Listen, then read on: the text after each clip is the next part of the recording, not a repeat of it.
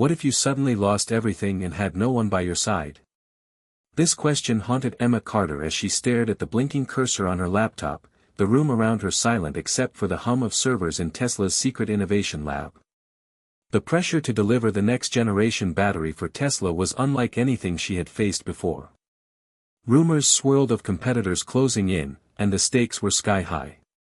Emma knew this battery wasn't just another product, it was the future of electric vehicles, and if Tesla failed, it could mean the end of their dominance. The room felt colder, more unforgiving. Her team's trust depended on her breakthroughs, but doubts gnawed at her. Could she really pull this off? She glanced at her phone where a message from her mother awaited, a reminder of the life she temporarily left behind in Detroit. But there was no time for distraction. She needed to find a way to extend the battery range while slashing production costs. Her mind raced through formulas and materials, recalling late nights experimenting in her small college apartment, those moments of hope when science seemed almost magical. Emma's voice barely a whisper, hit subscribe and leave a comment with where you're watching from. This story might just spark a new beginning. What's one thing that always pushes you forward, even when things get tough? The words felt strange coming from her, but she hoped the story she was about to live would inspire others as much as it had driven her. The lab's doors slid open, and Jake, her rival and fellow engineer, stepped in with a smirk. Still chasing dreams, Emma, he taunted, but she met his gaze with quiet determination. Tonight wasn't about rivalry, it was about survival. The future of Tesla, and maybe the world, depended on her next move.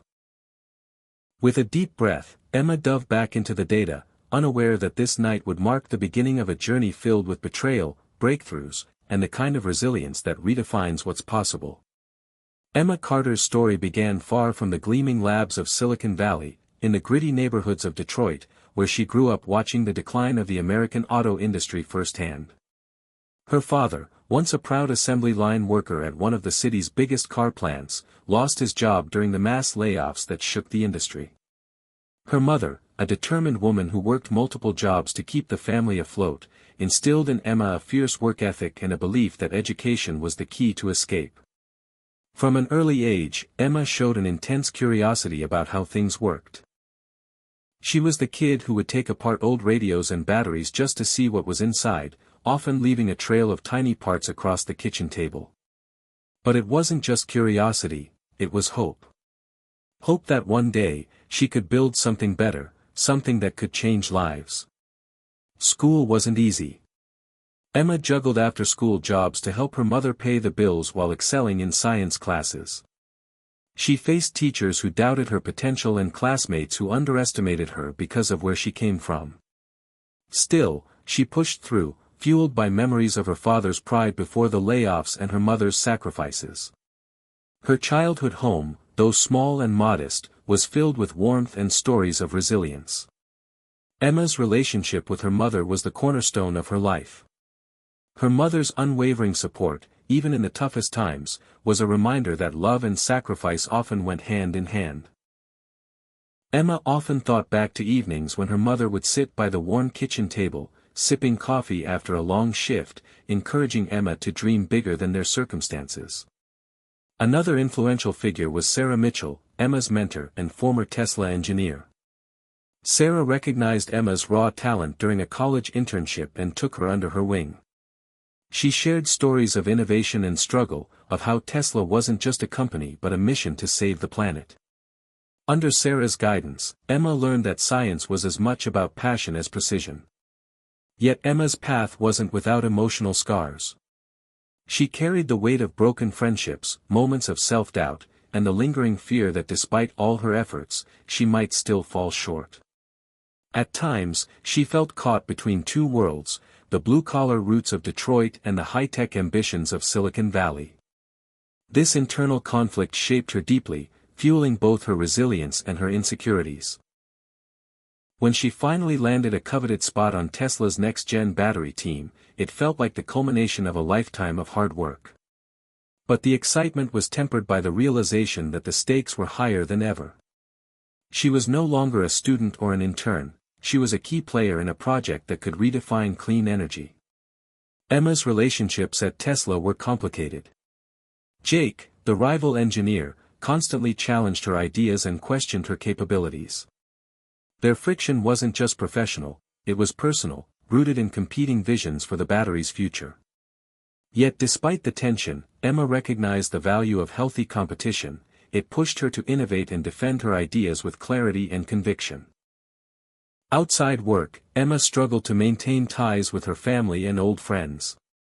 Long hours at the lab meant missed birthdays, skipped phone calls, and an aching loneliness that only late-night conversations with Sarah could soothe. Sarah became more than a mentor, she was a confidant and a reminder that even in a world driven by deadlines and breakthroughs, human connection mattered. Emma's psychological makeup was a complex mix of determination, vulnerability, and idealism. She dreamed of a world powered by clean energy but knew that the road to that future was littered with setbacks and sacrifices. This duality made her relatable and real, a woman striving to reconcile her dreams with the harsh realities of innovation. Her past was a tapestry of moments that defined her, both triumphs and failures. Each failure taught her humility, each triumph, gratitude. And at the heart of it all was a deep-seated desire to prove not just to the world but to herself that she belonged in this race. The stakes felt personal because, in many ways, they were. Emma wasn't just fighting for Tesla's success, she was fighting for the future her parents dreamed of, the opportunities she once wished for, and the legacy she hoped to leave behind. As she settled into the lab that morning, the weight of her past mingled with the urgency of the present. The next breakthrough wasn't just about science, it was about vindication, survival, and hope. In the quiet moments before the day's chaos, Emma allowed herself a rare moment of reflection, remembering her mother's words from years ago, "You carry all of us in you, Emma. Don't let anyone tell you otherwise." It was that thought, her roots, her struggles, her relationships, that would give her strength when the pressure threatened to break her. This was more than a job. It was a mission born from a lifetime of resilience and love, and Emma was ready to prove that even the toughest journeys could lead to the brightest futures. Building the team. Emma's first day at Tesla's secret battery innovation lab felt like stepping into a world both thrilling and intimidating. The sleek corridors buzzed with energy, and the hum of cutting-edge equipment filled the air. Yet beneath the surface excitement lurked tension as ambitious minds vied to reshape the future of energy. The team was a mix of veterans and fresh talent, each with their own vision of how to build the perfect battery. Emma quickly realized that technical skill alone wouldn't be enough, navigating the complex dynamics between brilliant but stubborn personalities was equally crucial. Among the first people she met was Jake Reynolds, a confident engineer with a sharp intellect and sharper tongue. His reputation preceded him, known for innovative ideas but also a tendency to dismiss others' input.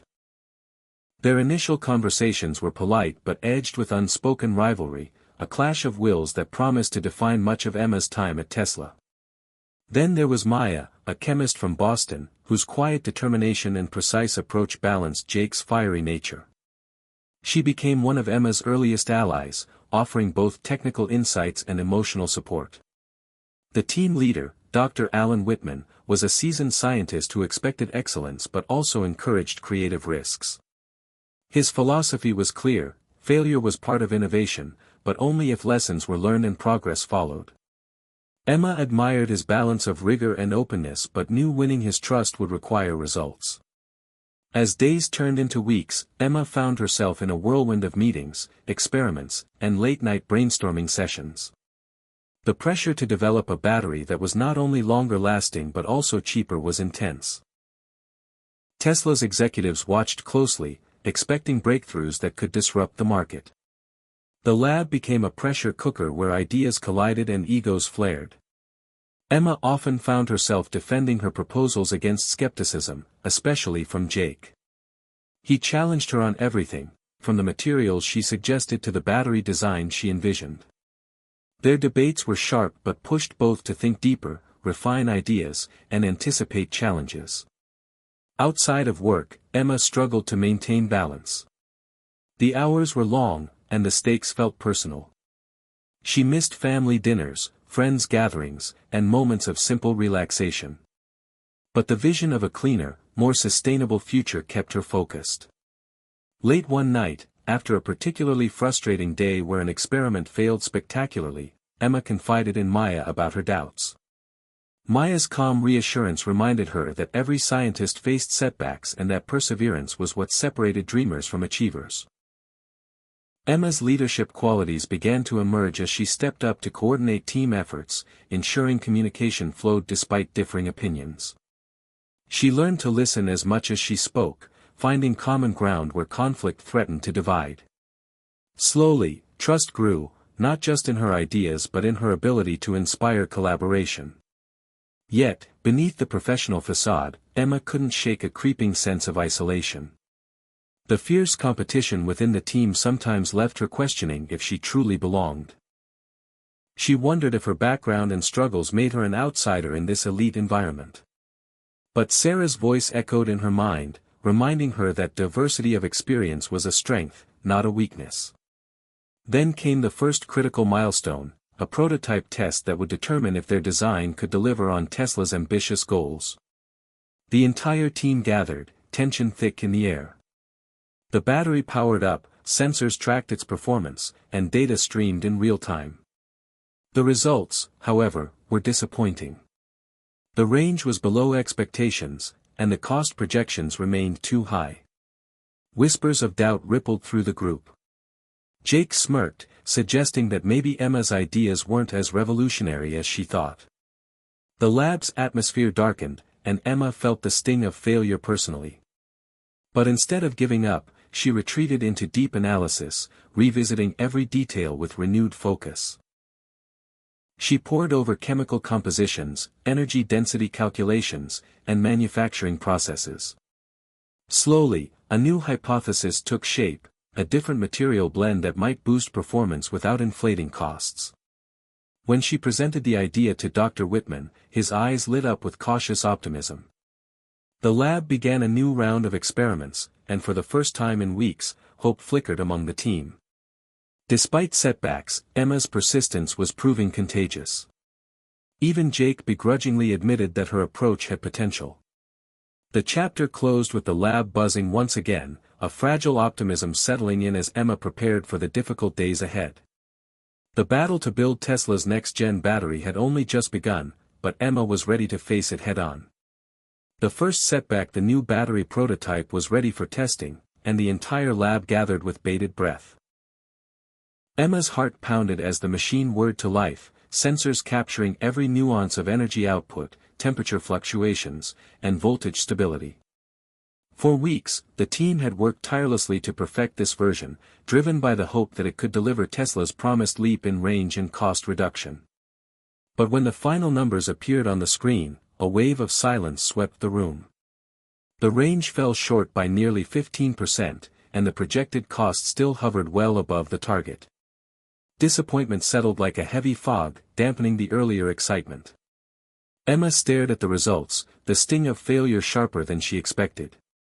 Jake, always quick to point out flaws, wasted no time. "Looks like this new compound isn't the miracle solution," he said with a sardonic grin, folding his arms. His words, though harsh, echoed the doubts already gnawing at Emma's confidence. She clenched her fists, determined not to let this setback define her or the project. Dar. Whitman stepped forward, his expression serious but steady. "Failure is part of innovation," he reminded the group. "What matters is how we respond." The team dispersed to analyze data, but Emma felt the weight of responsibility heavier than ever.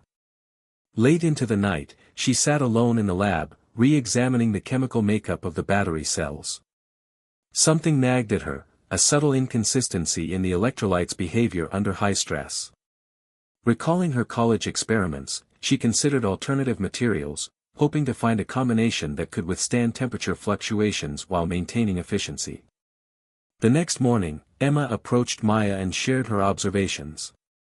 Together, they designed a series of tests targeting the electrolyte's performance under various conditions. Meanwhile, tensions between Emma and Jake escalated. Jake openly challenged her proposals during meetings, questioning their feasibility and cost implications. The friction affected the team's morale, with some members choosing sides, creating an undercurrent of division. Emma struggled to balance assertiveness with collaboration, knowing that alienating colleagues would only hinder progress. Despite the setbacks, a glimmer of hope emerged when the new electrolyte mix showed improved stability in initial tests. Encouraged, Emma pushed for more comprehensive trials, even volunteering to work overnight shifts to monitor results.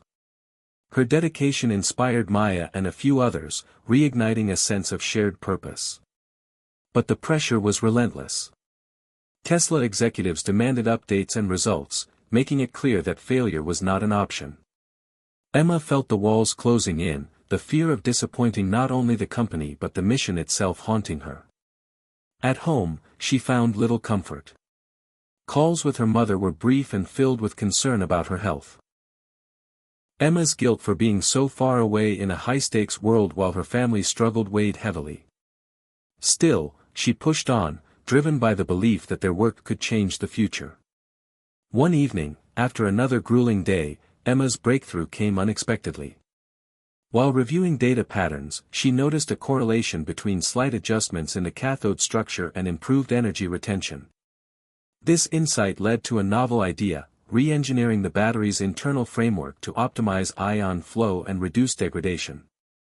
She presented the concept to Dr. Whitman, who agreed it was worth exploring despite the risks. The team rallied, and the lab buzzed with renewed energy. As they built the modified prototype, Emma felt a cautious optimism. But with each step forward came new challenges. The redesigned battery was complex to manufacture, requiring precise conditions that strained Tesla's supply chain. Emma found herself navigating technical hurdles alongside logistical nightmares. Jake's criticism remained relentless, questioning whether the new design could be scaled for mass production. Yet Emma refused to back down. She believed this approach was the key to achieving Tesla's goals and was willing to fight for it. The chapter closed with the first test of the new battery design underway. The room was tense, every eye fixed on the performance metrics. As the numbers began to appear, Emma held her breath. The future of Tesla's next-gen battery, and her own place in the company, hung in the balance. Would this be the breakthrough they needed, or just another painful failure? Hope flickers. The new battery prototype sat humming on the testing rig, its complex innards quietly performing under scrutiny. Emma watched the data feed, heart pounding as numbers scrolled across the screen. For weeks, the tension in the lab had been palpable, with each test bearing the weight of Tesla's future. This time, there was something different, a subtle but promising shift in the battery's performance metrics. The energy retention was better than any previous prototype, and cost estimates were starting to lean toward the targets. Emma felt a spark of hope flicker inside her, fragile but powerful. Around her, the team's mood lightened.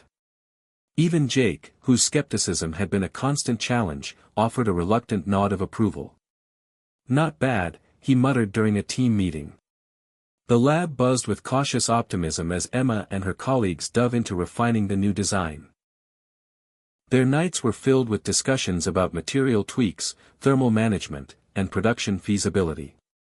The breakthrough gave them a renewed sense of purpose, but Emma knew better than to celebrate too soon. Tesla's expectations were high, and the road ahead was still fraught with technical and logistical obstacles. In those moments of hope, Emma felt the pressure tighten again. Her mother's health was deteriorating, and the distance gnawed at her. Phone calls were brief, often interrupted by Emma's own exhaustion or work emergencies. She longed for the comfort of home but pushed those feelings aside. Sarah's voice came through as a steady anchor. "Remember, Emma, hope isn't about ignoring challenges. It's about believing in the possibility of change despite them." With that in mind, Emma redoubled her efforts. She coordinated with Tesla's supply chain managers to secure rare earth materials critical for the new battery chemistry. Production engineers worked late into the night adapting manufacturing lines to handle the redesigned cells. Meanwhile, the team faced unforeseen problems. The new battery pack generated unexpected heat spikes during extended use, threatening safety and durability. Emma organized a task force to investigate thermal solutions, collaborating with outside experts to develop advanced cooling techniques. These setbacks tested the team's resolve, but Emma's leadership kept them united. She fostered an environment where failures were openly discussed and quickly addressed. The tense rivalry with Jake softened as they began to appreciate each other's strengths, building a grudging respect that improved collaboration. As weeks turned into months, incremental improvements piled up. Battery cycles increased, costs dropped, and Tesla executives' confidence grew. Emma's own confidence blossomed, tempered by the memory of past failures but fueled by the tangible progress. Amid the technical whirlwind, Emma found moments of reflection during brief visits home. Seeing her mother's smile and hearing stories from her old neighborhood reminded her why the work mattered beyond the lab. These visits recharged her spirit and deepened her commitment. One evening, after a successful long-duration test, the team gathered in the lab's common area. There was laughter and celebration, small but genuine. Emma raised a glass of coffee and said, "This is just the beginning. We've proven the impossible can be possible when we believe in it together." The team cheered, feeling the truth of those words. But just as hope seemed to shine brightest, a new challenge loomed. A confidential report surfaced hinting that competitors were accelerating their own battery projects, some even close to announcing breakthroughs. The race was far from over. Emma realized that hope was not a destination but a continuous flame to keep alive amid uncertainty and competition. The chapter closed with Emma gazing out at the San Francisco skyline, the city lights mirroring the sparks of innovation and resilience burning within her. Tesla's next-gen battery was no longer a distant dream, it was becoming a reality. But the journey ahead promised more trials, betrayals, and triumphs that would test everything she believed in. The investigation uncovered a surprising twist. The leak was traced to a junior technician desperate to sell information for financial gain, not any senior engineer or leader. Relief mixed with frustration, it was a stark reminder of the vulnerabilities within even the most secure environments. Tesla implemented stricter vetting and security measures, but the incident left a lasting impact on team morale. Emma used the betrayal as a catalyst to strengthen the culture of trust and accountability. She encouraged vulnerability, acknowledging fears and failures openly. This shift transformed the lab into a space where innovation thrived alongside empathy. Despite the setback, the battery development resumed with renewed determination. The experience deepened Emma's understanding of leadership, not just about managing projects but about nurturing people through adversity. The chapter closed with Emma standing alone in the lab late at night, staring at the prototype battery cells glowing softly under blue LED lights. The betrayal had cut deep, but it had also forged a new strength within her and the team. The road ahead was uncertain, but Emma knew they would face it together, stronger and wiser. Rebuilding trust. The fallout from the betrayal lingered like a shadow over Tesla's battery lab, but Emma was determined to transform that darkness into a foundation for something stronger. The incident had exposed vulnerabilities, not just in security protocols, but within the team's cohesion and spirit. Emma knew that rebuilding trust wouldn't happen overnight. It required deliberate action, transparency, and patience. In the days following the revelation, she organized a series of team workshops focused on open communication and collaboration. These sessions weren't easy. Engineers and scientists who had once worked side by side now found it difficult to look each other in the eye without suspicion.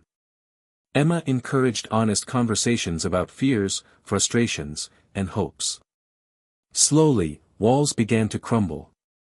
One evening, Jake Reynolds approached Emma after a long day of experiments. His usual bravado was tempered with something softer. "Look, Emma, I know we've had our differences," he said, "but this project is bigger than us. I want to help, not hinder." Emma nodded, recognizing the moment as a turning point. From that day forward, their rivalry shifted into a competitive partnership grounded in mutual respect.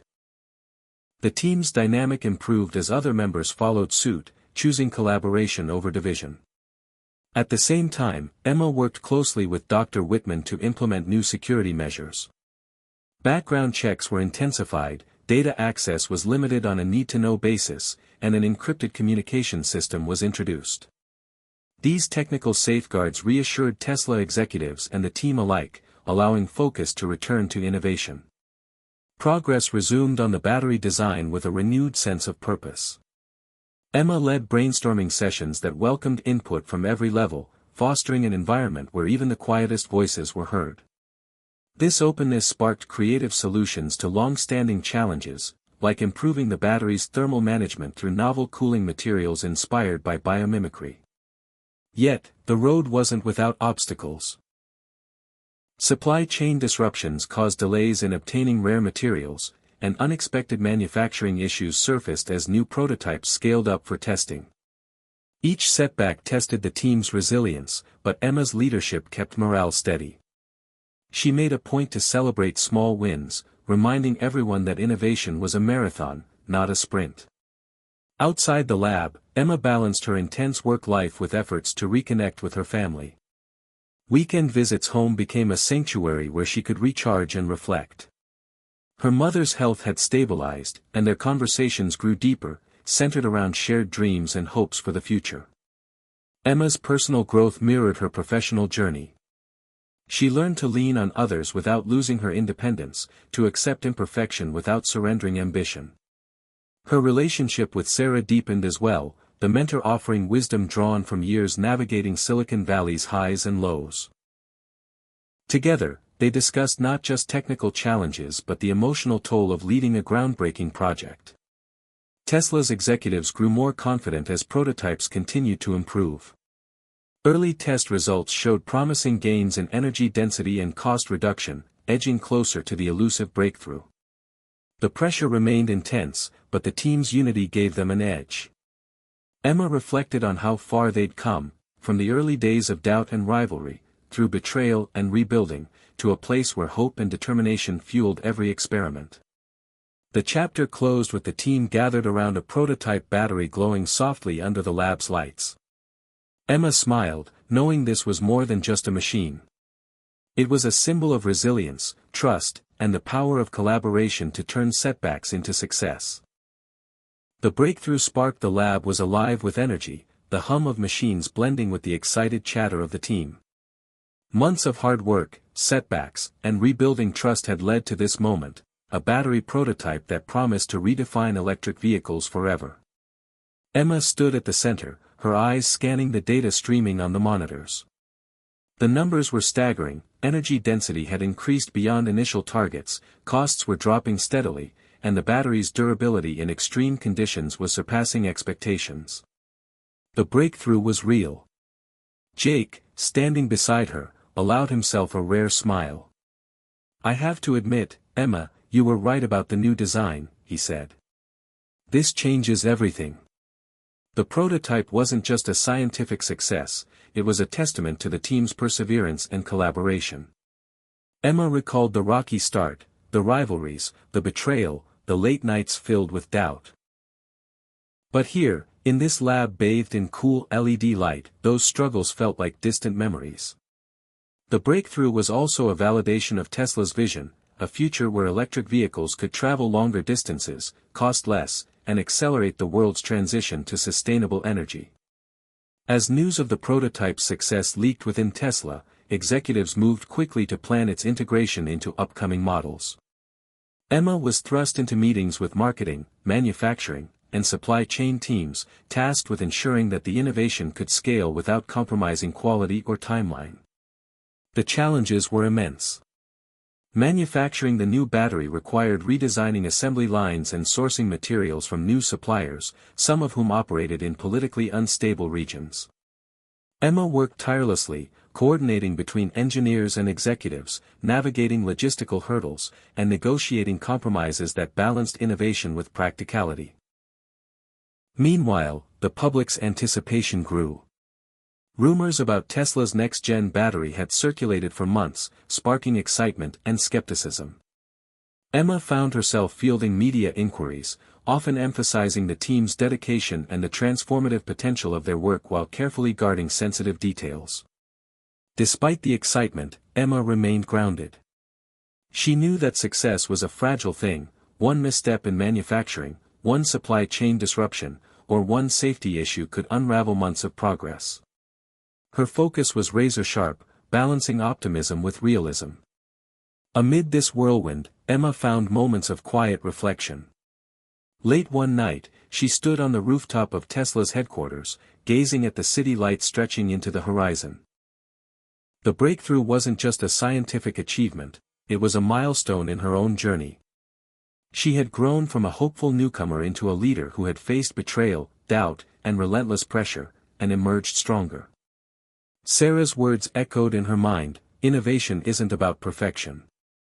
It's about the courage to keep going when everything feels uncertain. The breakthrough prototype was more than just a battery, it was a beacon of that courage. Back in the lab, the team celebrated their success with quiet pride. There were no grand parties, just a shared sense of accomplishment and the knowledge that the hardest work lay ahead. Emma addressed the team, her voice steady but filled with emotion. This is a victory, yes. But it's also a responsibility. We've shown the world what's possible, now let's prove we can deliver it to every driver, every road, everywhere. The chapter closed with the prototype glowing softly, a symbol of hope, resilience, and the relentless pursuit of a cleaner, brighter future. Scaling the dream, the breakthrough prototype was only the beginning. Emma and her team now faced the monumental task of scaling their next-gen Tesla battery from a laboratory marvel to a mass-produced product that could revolutionize the automotive industry. The transition was fraught with new challenges that tested every ounce of Emma's leadership and technical prowess. The manufacturing lines, designed for previous battery models, required complete overhauls to accommodate the new chemistry and architecture. Precision was paramount, even the smallest deviations in assembly could compromise performance or safety. Emma coordinated with manufacturing engineers, suppliers, and quality control teams to develop rigorous protocols. Supply chain complexities threatened progress. Critical materials like lithium, cobalt, and rare earth elements were in high demand worldwide, often sourced from regions with geopolitical instability and ethical concerns. Emma pushed Tesla to forge partnerships with sustainable and transparent suppliers, ensuring that the new battery aligned not only with performance goals but also with Tesla's commitment to environmental responsibility. Despite meticulous planning, early production runs revealed unexpected defects. Cells failed under stress tests, and thermal management systems occasionally malfunctioned. Each failure was a blow to morale and schedule. Emma refused to accept defeat, instituting rapid feedback loops and cross-functional war rooms, where engineers could collaborate intensively to diagnose and resolve issues. The pressure was relentless. Tesla's executives set aggressive deadlines to capitalize on market momentum and outpace competitors racing to develop similar technologies. Investors scrutinized every update, amplifying the stakes. Emma's days blurred into nights as she balanced technical problem-solving, strategic planning, and leadership responsibilities. Personal sacrifices mounted. Calls home grew infrequent, and the distance from her mother weighed heavily on her heart. Yet, Emma found solace in the growing cohesion of her team. The once fractured group now operated with a shared sense of purpose and trust. Jake and Emma's partnership had evolved into a dynamic collaboration, each pushing the other toward excellence. The breakthrough prototype was becoming a scalable reality. As production scaled up, Tesla prepared to unveil the battery to the world. Marketing teams crafted narratives highlighting the battery's longer range, reduced cost, and environmental benefits. Emma participated in carefully orchestrated press events, sharing insights into the technology while protecting critical details. The public's response was electric, anticipation soared, and Tesla's stock surged. Yet, beneath the surface, Emma remained vigilant. The complexity of scaling innovation was a reminder that true breakthroughs required not just invention but flawless execution. One night, during a critical quality review, a thermal anomaly was detected in a batch of cells. Immediate investigation revealed a subtle flaw in the cooling system's design, one that could lead to overheating in rare circumstances. The discovery triggered an urgent redesign effort, halting production and threatening Tesla's launch timeline. Emma led the crisis response, coordinating engineers, suppliers, and executives to implement a fix swiftly. The episode underscored the delicate balance between innovation speed and safety. Through it all, Emma's leadership matured. She learned to delegate effectively, to communicate transparently with stakeholders, and to embrace vulnerability as a source of strength. She realized that scaling a dream wasn't just about technology, it was about people, relationships, and resilience. The chapter closed with the first mass-produced battery packs rolling off the assembly line, a testament to years of relentless work, setbacks, and triumphs. Emma stood among her team, watching the fruits of their labor take tangible form, knowing that their journey was far from over, but hopeful for the future they were building together. Hit subscribe and leave a comment with where you're watching from. This story might just spark a new beginning. What's one thing that always pushes you forward, even when things get tough? The air was thick with anticipation as the lights dimmed in the packed Tesla auditorium. Reporters, analysts, engineers, and executives filled every seat, murmuring among themselves, eyes fixed on the stage where a single covered prototype sat beneath a velvet cloth. This was the moment everyone had been waiting for, the official reveal of Tesla's next-generation battery. Emma stood backstage, heart pounding. Dressed in her usual minimalist black blazer and jeans, she watched Elon Musk walk calmly toward the podium. His demeanor was relaxed, but Emma knew how much this moment meant. This battery wasn't just a product, it was the next chapter in Tesla's mission to accelerate the world's transition to sustainable energy. Emma had lived every line of code, every voltage spike, every sleepless night that went into building it. Elon greeted the audience with a confident nod. Today, he began, we're introducing something that will change the way we think about electric vehicles. Our new battery is lighter, cheaper, faster to charge, and has the longest range of any battery ever made at scale. The screen behind him lit up with animated graphics showing a sleek new Tesla Model Y outfitted with the revolutionary battery, boasting over 500 miles on a single charge and an 18% reduction in production cost. Gasps and applause filled the room. Emma glanced down at her hands, steady now, though they hadn't been earlier in the day. Then, Elon gestured for her to join him. And none of this would have been possible without the team behind it. I'd like to invite Emma Carter, lead systems engineer, to say a few words. Emma stepped out to a standing ovation. Cameras flashed. Her chest tightened for a second, but she held her composure. Thank you, she began, her voice clear and strong. This battery isn't just about chemistry and circuitry. It's about people. It's about building something that can push the world forward, even when things get tough. She paused, looking out into the crowd. It took trust, failure, forgiveness, and relentless belief to get here. And I promise, we're just getting started. The crowd erupted again. The velvet cloth was pulled away, revealing the sleek metallic battery module in all its glory. Compact, modular, and polished to a soft silver shine, it looked like a device from the future, and in many ways, it was. After the presentation, Emma was swarmed by journalists, engineers from other companies, and investors wanting quotes, handshakes, even selfies. She tried to smile, to enjoy the moment, but her mind raced with the million things still left to do. Launching a product was one thing, delivering it to millions was another. Elon gave her a nod of appreciation before being swept away by reporters.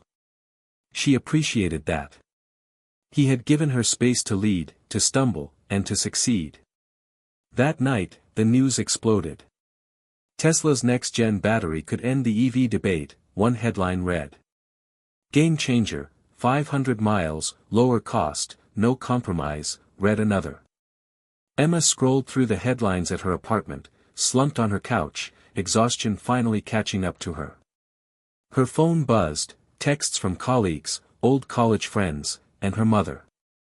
So proud of you, her mom had written. Your dad would be, too.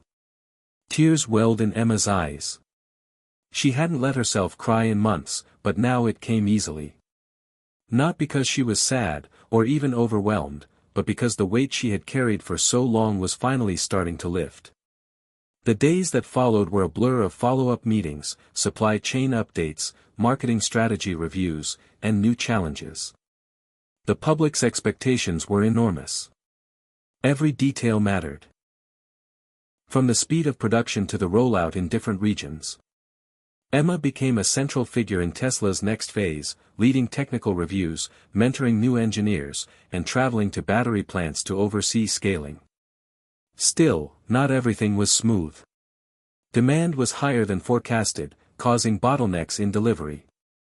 A software glitch in the power regulation module temporarily halted shipments. Emma pulled all-nighters alongside the firmware team, tracing the bug and rolling out a patch within 48 hours. Critics began to circle, claiming Tesla had overpromised. Others speculated about new competitors entering the race. Emma ignored the noise. She knew what the battery could do, and she trusted her team. What worried her more was something deeper. The launch had changed the dynamic inside the lab. New hires arrived in droves, some more interested in headlines than mission. The tight-knit team culture Emma had fought to rebuild after the betrayal now risked fracturing under rapid growth and pressure. She began holding small group sessions again, recentering the team on the mission, on the why. Not just efficiency and specs, but the future. One night, after an investor meeting, Emma walked the factory floor alone. Machines hummed, robotic arms moved with precision, and fresh battery packs emerged in sequence. She ran her hand across one, cool, solid, humming faintly with promise. This was what it was all about. She thought of her parents, of Detroit, of those long nights studying by the glow of a second-hand laptop. She thought of Sarah's advice, of Jake's evolution from rival to trusted ally, of the technician who'd made one bad choice, and of every sacrifice along the way. "We did this," she whispered. Back in her office, a package waited. Inside was a handwritten note from Elon. Just 4 words, "Now build what's next." Alongside it was a sketch of an energy storage station, something far bigger than vehicle batteries. Emma stared at it for a long time, realization dawning. The journey wasn't ending. It was evolving. Tesla's battery breakthrough had launched a new era. But for Emma Carter, the next chapter had already begun. After the launch, Emma found herself in a strange space between victory and uncertainty. The applause had faded, the headlines had shifted, and now came the real test, sustaining impact. The battery was shipping. Tesla's factories were humming like orchestras of automation. EV customers posted videos online, marveling at 500-mile road trips on a single charge. But behind the scenes, a quiet murmur was building, an idea that had started as a sketch, tucked in a package from Elon Musk. That sketch now hung on Emma's wall, pinned just above her whiteboard. A modular energy storage unit. Bigger than a car battery. Bigger than a Powerwall. This one was meant for the grid, for hospitals, neighborhoods, perhaps even entire cities. Elon's note had said, "Now build what's next." And Emma couldn't ignore it. Tesla's mission had always been broader than vehicles. From solar roofs to residential batteries, it was about accelerating sustainable energy. But the world had changed. Climate pressures were mounting, and blackouts were becoming more common across continents. Energy resilience wasn't a luxury anymore, it was survival. Emma began sketching. At night, while teams handled battery production logistics, she studied gigawatt-hour capacity models, heat dissipation techniques, and solid-state containment systems. Her apartment floor became littered with specs and data printouts. She floated the idea informally to Sarah over coffee. "Grid-scale energy isn't sexy," Sarah warned. "It's hard, slow, and tangled in regulation. But it's the future." "You sure you want that fight?" Emma nodded slowly. "We can build something that lasts longer than a car. Something that powers emergency rooms during storms. A system that stabilizes whole cities. I think. I think I have to. The first official mention of the project came during a closed-door innovation summit inside Tesla's Fremont campus. Emma laid out a vision, a modular, scalable battery architecture that could power large-scale grids. Unlike fixed-site lithium arrays, this would be mobile-ready, built to deploy fast in response to crises, natural disasters, war zones, underdeveloped areas with no stable infrastructure. The executive panel was split. Some were intrigued. Others said it was too ambitious, too expensive, and distracted from Tesla's exploding vehicle demand. Then Elon entered. He hadn't been expected. Wearing his usual black tee and jeans, he listened quietly at the back, then walked to the front, picked up a marker, and started drawing directly on Emma's presentation screen. "It works if we build it like this," he said, outlining a flow diagram. "Thermal isolation here. Swappable cell blocks. Make it smart and self-balancing." He capped the pen, turned to Emma, and said, "You lead it. Start small. Show proof. Then scale." Just like that, a skunkworks team was born. Tesla Grid Tech, unofficially. Emma hand-picked her team, Jake, who now trusted her implicitly, Maya, a cooling systems genius, Yuki, a data architect obsessed with predictive grid failure analytics. It was like forming a startup inside Tesla, only with higher expectations and less room for error. Work began in a sealed-off section of the Nevada Gigafactory. Their prototype had to meet ridiculous goals. Deliver power within 5 seconds of grid failure, last 20 years under heavy use, resist heat waves and snowstorms, and cost less than half the current market standard. Most nights, Emma barely slept.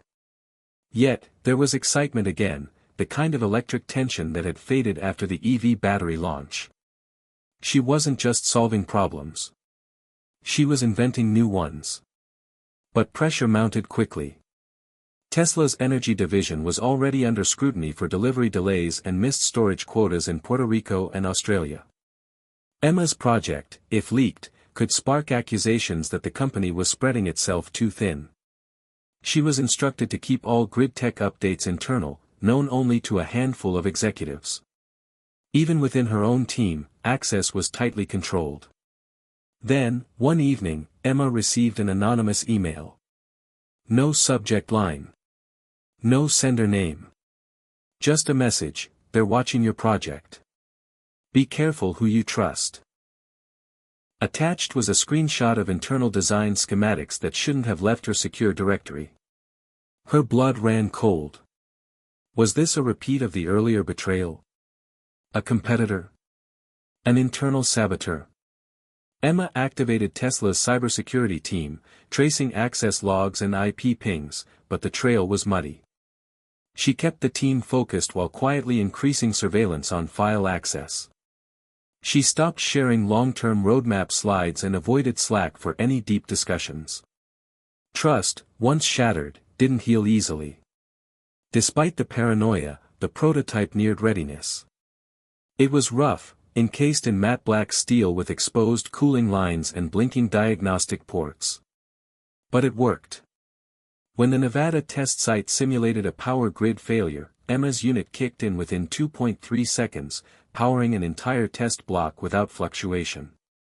Data showed it could outlast current Powerwall tech by nearly 4x under sustained demand.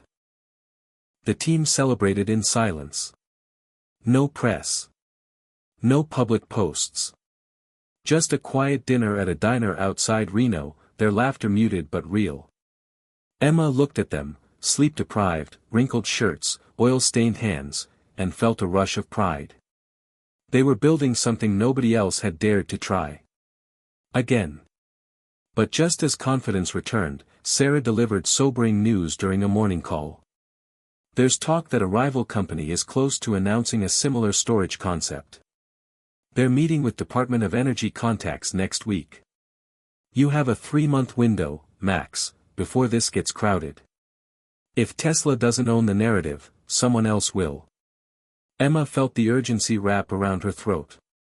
There was no time to wait. She would need to go public, carefully, powerfully. The chapter ended with Emma standing on the edge of a massive production floor, staring down at a line of prototype containers marked with a new logo, Tesla GridTech, Power Anywhere. She whispered to herself, "It's not just about vehicles anymore." Her eyes burned with determination. "It's about the world." The race was on. What had started as an internal skunkworks project was now Tesla's most guarded secret, and its biggest bet beyond vehicles. Word had reached Emma through Sarah and a few quiet conversations inside DOE circles. A rival energy startup, Helix Grid, backed by international venture capital and rumored to be in talks with multiple governments, was working on a mobile, modular grid battery system. And they weren't just building it, they were almost ready to announce. Emma didn't panic. She pivoted. Tesla had scale, brand trust, and the prototype. What it didn't have yet was narrative dominance. If Helix Grid launched first, the public perception could shift, and Tesla would be seen as a follower in a space it had helped create. Emma brought the team together on a Friday night under the cold hum of overhead lights at the Nevada facility. Everyone looked exhausted. She looked worse. But she spoke with a calm clarity that cut through the fatigue.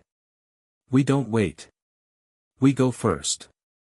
Not with everything, just enough to plant the flag." There were risks. Going public too soon could attract scrutiny, investor anxiety, or leaks of features not ready for production. But waiting was worse. They would lose the future by being too cautious with the present. So, Emma proposed a solution, a quiet reveal. A real-world test in a community that needed it most. And she knew exactly where to go.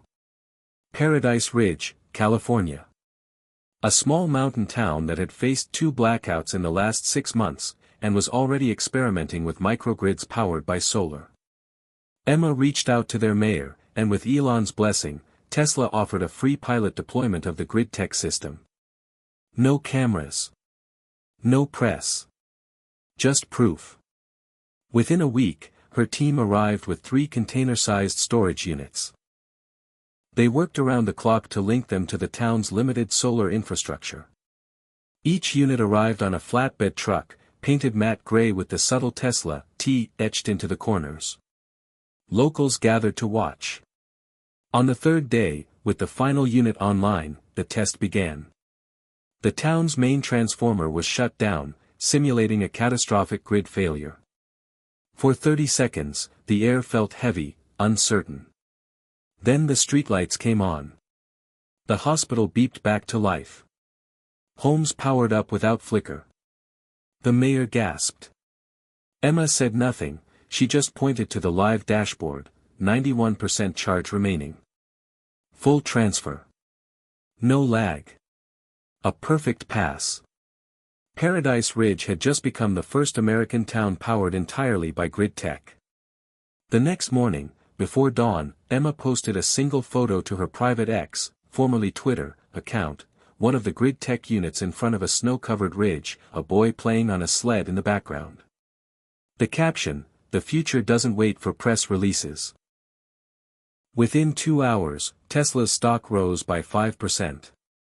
Within 24, the world was asking, what was Tesla building now? The press came in waves. Tech blogs speculated about a new product line. Climate activists praised Tesla's pivot toward community resilience. Helix Grid delayed their announcement. Quietly, the Department of Energy invited Emma to speak at a closed symposium in Washington, D.C., an invite that would have gone to Helix Grid just weeks earlier. The advantage was shifting. But not everything went smoothly.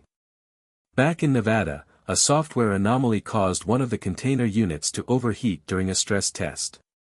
No injuries, but it triggered an internal safety audit that delayed mass production by 2 weeks. Emma made the decision to pause all pilot expansion until the issue was resolved. Elon supported her fully, but pressure from Tesla Energy's division VP started to mount. "We're burning daylight and budget," he said during a heated video call. "We need revenue, not research projects." Emma didn't flinch. "And if we push faulty units into the field, we burn more than budget." We burn trust. We burn Tesla. Meanwhile, the leak warning from earlier in the year still lingered in the back of her mind. The anonymous email hadn't been traced, and though no further breaches occurred, Emma remained cautious. She began encrypting internal files with two-factor authentication and rotated team access weekly. Only 4 people, including herself, had full visibility into the master design specs. During one late-night walk through the factory, Emma found Jake alone, running simulations with his usual intensity. He looked up, eyes red but burning with purpose. "It works," he said. "The thermal fix. It works." He ran the numbers again, showing a 97% reduction in peak heat events. "We're good to go." Emma nodded. "Start prepping the next phase. 5 more towns. Real environments. Full diagnostics." Jake grinned. Time to prove this wasn't a fluke.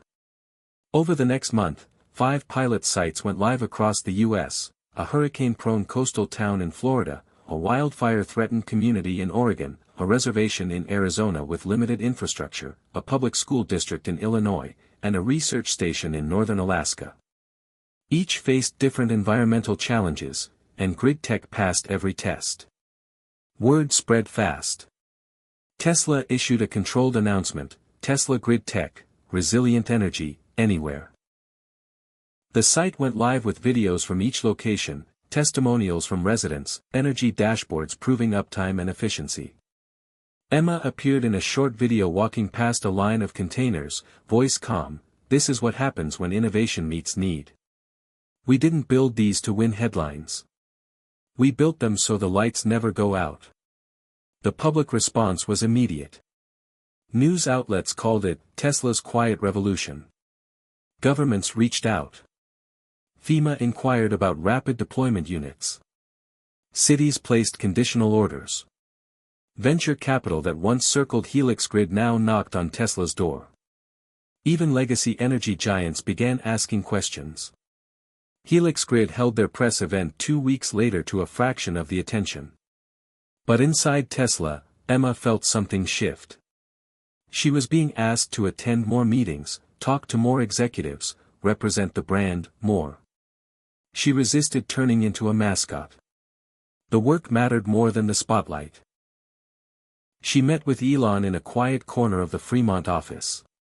"This thing's growing fast," she said. "I don't want to lose what made it work.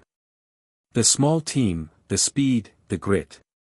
Elon leaned back, thoughtful. "Then keep it small. Keep the core together. Spin it as a startup inside the machine." Emma breathed out slowly. "That's exactly what I want." He nodded. "But make no mistake, we're going global. Get ready." The chapter ended with Emma standing at the edge of a remote mountain in Alaska. A grid tech unit hummed behind her. Snow drifted through the air. A light flickered on in a nearby cabin, one that had been dark for years. She smiled softly, knowing that this was the beginning, not the peak. The future didn't belong to the loudest. It belonged to the ones who built it first, and built it right. The wind hit hard against the windows of Tesla's Alaska deployment site. Emma stood just inside the threshold of the local community center, watching whiteout conditions swirl across the frozen landscape. Behind her, the grid tech unit thrummed in near silence, holding steady at 84% output. Outside, the storm raged. Inside, the lights never even flickered. It was a moment of calm power, literal and metaphorical.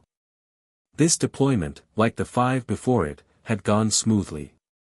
But as Emma stared into the gale, her gut twisted. Something felt off, not in the equipment, not in the weather, but in the world around her. The calm before a different kind of storm.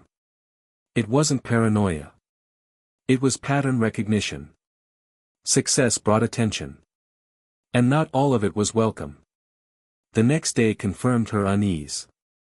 At 7:02 a.m., Emma's phone buzzed with a high-priority alert from Tesla's internal threat analysis team. a cyber breach attempt had been made on the GridTech cloud servers.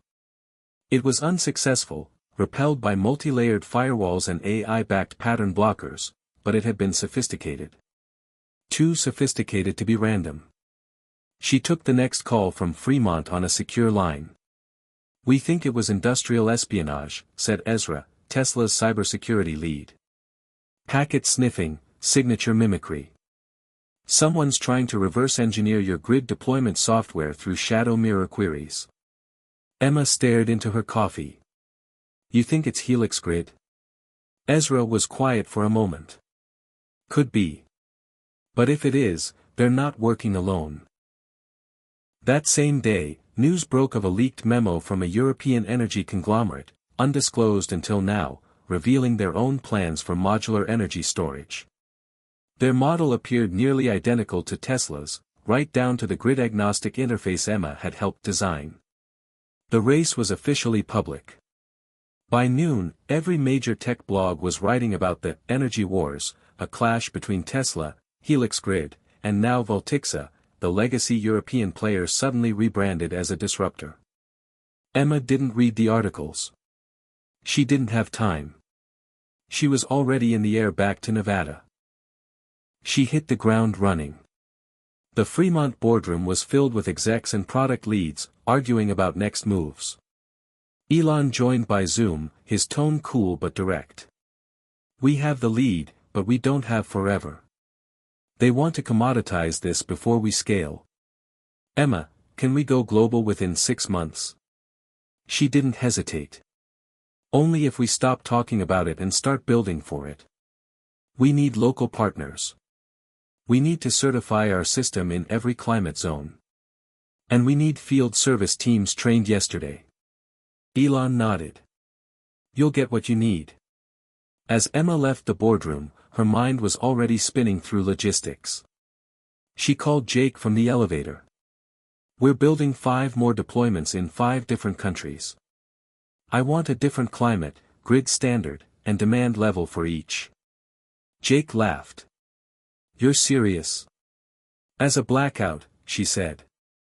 In 2 weeks, Tesla GridTech deployed new pilot programs in Ghana, powering 2 rural hospitals and a school, tied to a solar microgrid. Chile, supporting a copper mining operation in the high Andes. Japan, a coastal testbed in a tsunami recovery zone, working with battery-smooth transitions during seismic activity. Germany, a university R&D park, integrating wind and solar inputs. Louisiana, U.S., a FEMA-partnered emergency shelter system in hurricane country. The deployments weren't just technical, they were geopolitical statements. Tesla wasn't selling batteries. It was exporting energy stability. And then, Voltixa made its move. A live demo was scheduled in Paris. Global media. Government dignitaries. Rumors said they'd leapfrog Tesla's storage design and would showcase not only real-time grid backup but active power trading across networks. Tesla's team gathered in Emma's office, watching the feed live. Voltixa's CEO took the stage, smiling like a Bond villain in a suit. "Energy is not just survival," he said. "It is the future currency of civilization." The container was sleek, more polished than Tesla's rugged prototype. They powered a grid demo using preloaded solar data and backup diesel systems. On camera, it looked smooth. Clean. Disruptive. But Emma watched like a hawk. She noticed the battery lag between the simulated drop and the power return, almost half a second. Small, but in critical systems like hospitals or emergency shelters, it was unacceptable. She also caught inconsistencies in their load balancing dashboard. The software was feeding doctored performance values. They had a presentation. Not a product. After the event, Elon texted her, "They don't have your engine. Just the shell." It gave Tesla breathing room, but not for long. Helix Grid announced $1.2 billion in new funding, and leaks hinted they'd signed deals with South Korea and Texas for exclusive deployments. Emma's team worked 20-hour shifts just to maintain pace. They doubled manufacturing output. Hired 200 new techs. Launched an API allowing other developers to build applications on top of GridTech's management layer. And amid the chaos, Emma had to keep the soul of the mission alive. She continued flying to deployment sites. She visited the Gunna school, where students now studied with lights on past sundown. She ate lunch with engineers in Chile wearing oxygen masks at high altitude, soldering together power regulators. She sat silently beside an old Japanese woman who cried during a community energy test, her home powered for the first time since the 2011 earthquake. Back in Nevada, her core team held strong. Jake, Maya, Yuki, and the rest refused to let scale dilute their purpose. "We're not just building batteries," Jake said one night. "We're giving people seconds. Minutes. Hours. The power to choose what to do with them." And then came the storm. In mid-October, Hurricane Selene struck the Gulf Coast. Louisiana's conventional power grid collapsed in 6 counties. FEMA called Tesla. GridTech units, still technically in beta, were rolled into the region within 36 hours. They held. Hospitals kept running. Food distribution centers stayed cold. Shelter centers glowed with light while surrounding areas drowned in darkness. On national news, a FEMA spokesperson, unprompted, said, "Tesla's system gave us breathing room. It bought lives." Emma watched from a command post in Austin, eyes red, hands trembling. The test they hadn't wanted had come, and they had passed. The chapter ended with Emma walking through the flooded Louisiana mud, boots soaked, staring at a humming GridTech unit lit by floodlights. A small girl tugged on her sleeve. "Are you the battery lady?" Emma smiled, kneeling. "Something like that." The girl handed her a drawing, a crayon sketch of a box with the Tesla logo and people smiling beneath the sun. She looked up. "Thank you for bringing the light." Emma didn't say anything. She couldn't. The tears came fast, unannounced. The storm had passed. But the mission was just beginning. The floodwaters receded, but the weight of the Louisiana deployment stayed with Emma. Tesla GridTech had just endured its most high-profile test yet, and passed. Media hailed it as a turning point. Forbes ran the headline, "Tesla's batteries didn't just survive the hurricane, they led the recovery." FEMA made public statements praising the response time. Requests began flooding in from municipalities and federal agencies alike. But success brought something else, scale. And scale threatened to dilute everything. Within days of the hurricane deployment, Tesla's board approved a massive expansion of the GridTech initiative. New factory lines were commissioned. Overseas production was fast-tracked. Partner contracts ballooned from 5 to 50. Emma was elevated again, now officially executive director of GridTech Global. On paper, she had more resources, a bigger team, and full autonomy. But Emma felt the shift immediately. Where there had once been quiet collaboration and tight control, there were now layers of bureaucracy. Legal teams began reviewing every firmware patch. Procurement divisions wanted to approve vendors Emma had hand-picked months earlier. Finance wanted tighter forecasts, down to the decimal. HR requested media training for her team leads, in case press interest increases. She stood at the edge of her own empire, and saw it starting to fragment. The first crack appeared during a status review with a group of new engineers from Tesla Berlin. They'd made small changes to a submodule's heat sink code for optimization, but it hadn't been reviewed through Emma's team. When tested under stress, the unit's temperature rose 11% higher than tolerance. Emma called an emergency meeting. No unsanctioned edits. Period. "I don't care how minor they seem." One engineer pushed back. "But we were just." "No," Emma said flatly. "That's how people die. You don't get to tweak life support systems for fun." Afterward, Jake pulled her aside. They're not used to your style. You've got to teach them the mission. I don't have time to teach what they should already understand, she muttered. But Jake was right. Emma was leading something bigger now. It wasn't enough to be right. She had to carry people with her. She flew to Berlin the next week. Then Shanghai. Then Austin. One factory at a time. One training room after another. She gave the same talk everywhere, not about volts or lithium, but about light. About what it meant to walk into a town destroyed by storms and flip on a single, stubborn light bulb. She showed photos. Videos. Testimonials. She didn't talk about grid tech as a product. She talked about it as a promise. Morale improved. Compliance rose. Teams began voluntarily sending weekly integrity reports, not because they were required, but because they believed.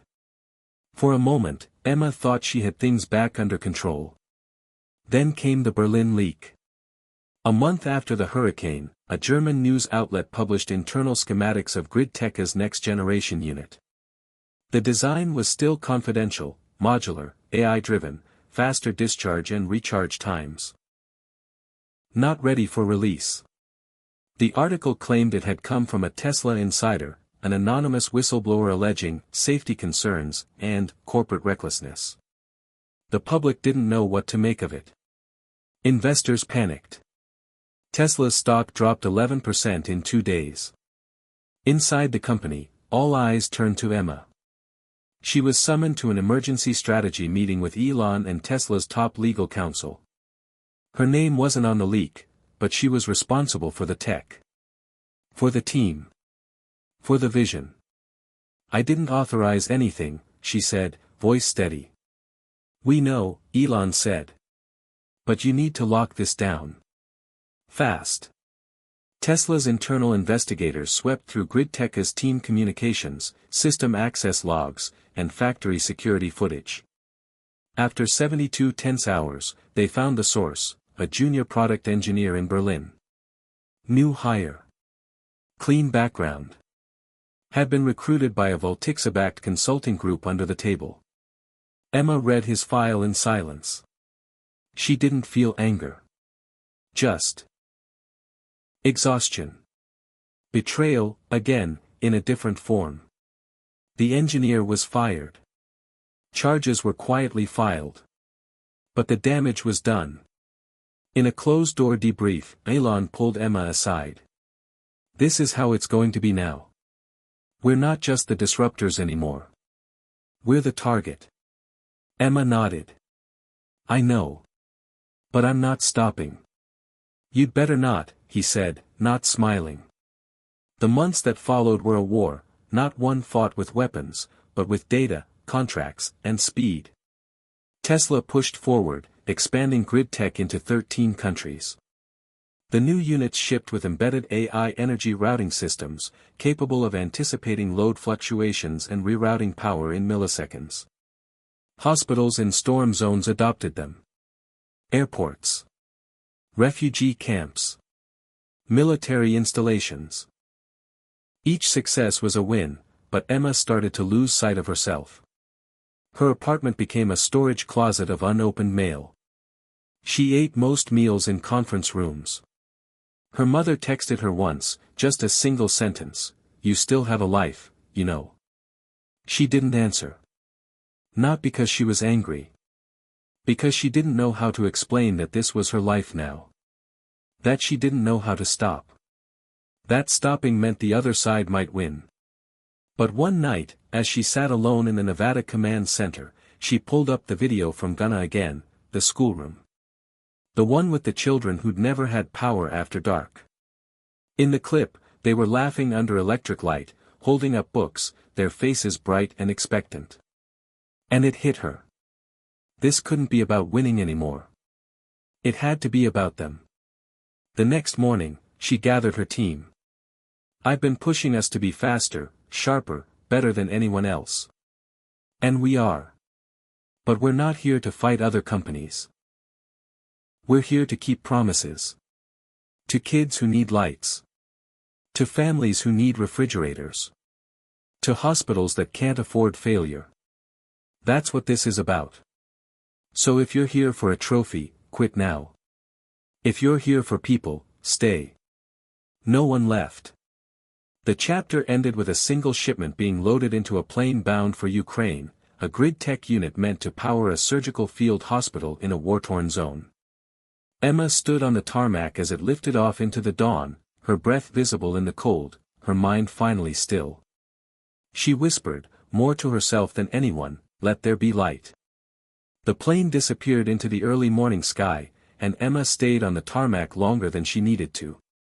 In the growing light, with wind pulling at her coat and exhaustion tugging at her bones, she realized something: she couldn't remember the last time she'd been still. The work, the mission, had become her rhythm, her breath. And now, as Tesla grid tech powered up war hospitals, schoolrooms, and flood shelters, she could feel it: this was no longer a startup project. It was infrastructure. It was history. And that meant the stakes were only getting higher. The shipment to Ukraine was Tesla's first deployment into an active conflict zone. For weeks, negotiations had gone back and forth with government officials, NATO liaisons, and on-the-ground NGOs. They needed power for surgery units, sterilization systems, emergency communication. It was the kind of challenge grid tech had been built for: mobile, rugged, stable even under chaotic conditions. And yet, Emma had hesitated before greenlighting it, not because she doubted the technology, but because she feared the fallout if something went wrong. In the end, she'd said yes. Not because it was safe, but because it was right. As she returned to the Fremont Command Center, word came back that the grid tech unit was installed successfully in the outskirts of Kiev. A field medic sent a short video, just 23 seconds long. In it, doctors were working calmly under the bright light of a powered tent, stitching up a wounded boy. No flicker. No surge. Just power, doing what it was supposed to do. Emma closed her laptop and sat back. Then she wept, quietly and without apology. But the world didn't pause. News outlets picked up the story: Tesla enters war zone with grid tech support. Some called it bold. Others called it reckless. One article on a European site questioned whether a tech company had any business deploying in military-adjacent zones. Was Tesla now a contractor? A humanitarian force? A utility? The questions didn't bother Emma as much as the growing friction within Tesla itself. Grid tech had grown fast, too fast, some said. Departments competed for resources. Leadership at the highest levels began inserting themselves into grid tech strategy calls. Tesla Energy's senior VP wanted control over all international deployment contracts. Legal wanted to limit further activity in conflict zones unless cleared through 5 layers of compliance. Even marketing had begun nudging Emma about telling the story right, in controlled messaging formats. She pushed back. Hard. This isn't a product campaign, she snapped during a meeting. It's a lifeline. If you want polished language, go make a Powerwall commercial. I'm not dressing this up. The room fell quiet. And to her surprise, it was Elon, dialed in from Texas, who broke the silence. She's right, he said. We didn't build this to look good. We built it to work. But Emma knew even Elon's support had its limits. Grid tech was becoming a machine, one she could steer but no longer slow down. And steering something this big meant dealing with people who saw things differently. Tension flared 1 week later when Voltixa staged a surprise live demo in Dubai. They powered an entire indoor stadium with their second-gen unit, sleek, eye-enhanced, and partnered with Huawei. The visuals were clean. The stats impressive. More importantly, they claimed to have signed an energy resiliency contract with the UN Development Program. That last part caught Emma's eye. Tesla had already been in quiet talks with the same agency. Someone had gotten to them first. In an emergency meeting with Sarah and her diplomatic contact, Emma learned the truth: Voltixa had outbid Tesla on short-term pricing and promised faster delivery. It wasn't about technology. It was about speed and spin. Emma paced the floor. They're selling a system that can't scale under real stress. That's going to blow up in their face. Sarah raised an eyebrow. And when it does? Emma stopped. We'll be there. With something better. But it wasn't just external pressure. Internally, her own team began to strain under the weight. Maya had been pushing for a redesign of the thermal exchange layer in the newest prototype, but manufacturing balked, too expensive, too late in the cycle. Jake lost 3 engineers to Voltixa, lured away by bloated salaries and stock options. And Yuki flagged an alarming new trend in the diagnostic logs: foreign IPs pinging deployed grid tech units in Ghana and Florida, low frequency but persistent. Digital probing, she told Emma. They're testing our security, looking for weak links. Emma leaned over her shoulder. Can they get in? Yuki shook her head. Not yet. But they're trying harder.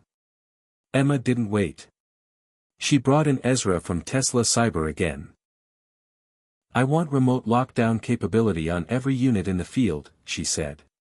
And a ghost mirror system. If they get into anything, I want them chasing shadows. Ezra raised an eyebrow. That's a military-grade response. Emma didn't flinch. So's the threat. A week later, an anonymous post appeared on a private tech forum, leaked blueprints claiming to reveal flaws in Tesla Gridtech's voltage inversion sequence. The leak went viral within hours, pushed by bots and think pieces questioning Tesla's safety record. It wasn't true, the files were outdated, doctored, maybe even AI-generated. But perception was power.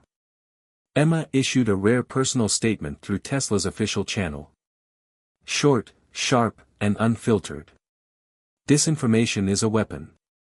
Our systems are field-proven under floods, fires, and war. We don't respond to rumors. We respond with power. The statement was shared 3.2 million times in 2 days. But Emma wasn't watching metrics anymore. She was watching people. Her people. She started walking factory floors again, unannounced. She sat with line workers during their lunch breaks, listening to frustrations. She checked in with field techs via satellite calls, asking how the units handled humidity or sandstorms or freezing rain. And slowly, she started to see it, the wear on their faces. The pride in their eyes. These weren't just employees. They were believers. Emma gathered her core team, just the originals, the ones who'd built the first prototype in that Nevada test bay. Jake. Maya. Yuki. 3 others. She brought them into a quiet corner of the Fremont office, closed the door, and said, "What do we build next?" Jake blinked. "You mean, after all this?"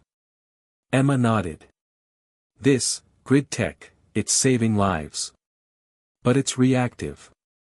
I want to build something that prevents the crisis. Not just survive it. Stop it." Yuki leaned forward. "You're talking prediction. Not storage." "Exactly," Emma said. "We've got years of data now. Global deployments. We know when and how the grid fails. What if we could see it coming, and act before it happens?" Maya's eyes widened. Smart distribution. Preload. Reroute. Anticipate failures. AI-guided grid forecasting, Jake murmured. Emma looked around the room. "Let's call it Project Horizon." The room went still. Then Jake grinned. "Let's build it." The chapter ended with Emma alone in the Fremont Control Center, watching the map of the world, dots marking every grid tech unit deployed. Some blinked green. Some yellow. One red. But together, they formed a glowing lattice, like veins of light crossing the planet. She whispered the words aloud, almost to herself, "We're not just lighting up the dark anymore. We're outrunning it." The morning sun filtered through the windows of Tesla's Fremont Innovation Hub as Emma Carter entered the command center, anticipation humming louder than any machine. Behind her, the original core team, Jake, Maya, Yuki, and 2 data engineers, Carlos and Lee, settled into seats around the sleek oval table. Today, Project Horizon would take its first breath. Emma activated the large screen, an animated globe of Tesla grid tech deployments, lights pulsing in real time. She tapped the screen, and the dots morphed into a heat map, green, yellow, red, signaling current stability. In a bold stroke, Emma unveiled their vision, a global grid forecasting engine that wouldn't just respond to crises, it would anticipate them. What if, she began, we could move from reaction to prediction? What if grid tech units could preload charge, reroute energy, or trigger emergency protocols before the lights went out? Silence fell. Then Maya leaned forward, excitement in her voice. We already collect thousands of telemetry points from each unit: voltage, temperature, load, cycle life. If we map that over time, across regions, we could train ML models to spot anomalies before they happen. Carlos nodded. We'd need historical grid data too, weather patterns, usage stats. If we could overlay those with unit telemetry, the model could learn failure conditions. Lee interjected, add geopolitical indicators, like planned outages or areas with infrastructure instability. The algorithm becomes more robust. Emma smiled. That's exactly it. We're building an AI co-pilot for energy resilience. She pressed a button, and the screen switched to a wireframe dashboard mockup, plotted predicted outages, recommended hopping charges between units, alerts to send technicians before failure. Jake studied the display. This turns grid tech from a product to a platform. From batteries to brain. He tapped the screen. We could offer predictive maintenance, dynamic load balancing, maybe even sell it as a service to grids. Emma leaned back, letting the magnitude sink in. It means regulatory hurdles. Data privacy. Global integration. But it also means we own the future of energy. She caught Yuki's eye. But first, prototype. Kernel of Horizon. Can we do it? They spent the day mapping out sprints. Data collection pipelines. AI model design. Field integration architecture. Responsibilities were divided, Maya and Jake refining telemetry standards, Yuki and Carlos building ETL and APIs, Lee heading UI/UX and alert systems. Emma held the vision, liaised with legal on global data policy, lined up pilot partners, and set a 6-month MVP deadline. As word of Project Horizon leaked inside Tesla, eyebrows raised. Energy execs worried about cannibalizing traditional consulting. Manufacturing teams bristled at new software demands. Emma faced the same institutional inertia she'd battled before. Between fitting it all in and keeping the ship afloat, workdays blurred into nights again. But this time, the pull wasn't pressure, it was purpose. As workers built hardware, Emma coded data pipelines with Carlos at midnight. Maya and Jake pored over telemetry logs, identifying patterns. Yuki sketched dashboard flows. Lee mocked up alert widgets. Conversation shifted from bolts and cells to futures and forecast. 6 weeks later, Terraform Analytics pulled live data from 10 global grid tech units, 3 in the US, 2 in Europe, 1 in Japan, 1 in Ghana, 1 in Alaska, a pair in Australia, and the Lebanon deployment they'd quietly begun aiding. The Horizon dashboard lit up with strands of information. Tiny red flags, in hotspots, load spikes matching heatwave waves, voltage sags before rolling blackouts. It looked promising.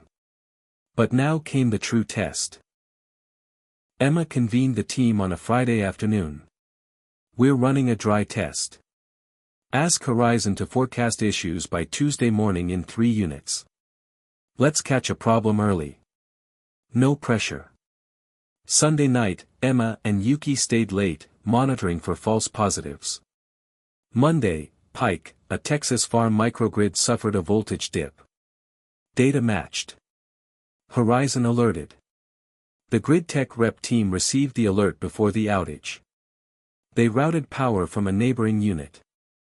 Lights stayed on. Zero downtime.